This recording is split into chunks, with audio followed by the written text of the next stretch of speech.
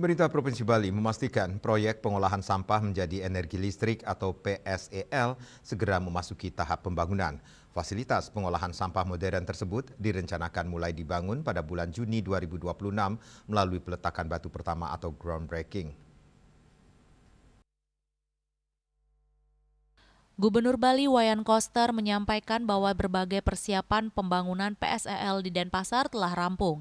Menurut Wayan Koster, pemerintah daerah di Bali telah bergerak secara terpadu untuk memastikan proyek strategis ini dapat segera direalisasikan. Koordinasi antara pemerintah provinsi, pemerintah kota, dan pemerintah kabupaten disebut telah berjalan solid sehingga seluruh kebutuhan dasar pembangunan sudah terpenuhi. Dengan berbagai kesiapan yang telah diselesaikan, proyek PSEL kini tinggal menunggu tahapan pelaksanaan pembangunan.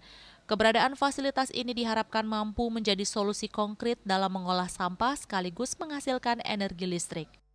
Sudah diumumkan pemenangnya, kemarin sudah rapat, rencananya akan dilaksanakan groundbreaking pada akhir Juni 2026.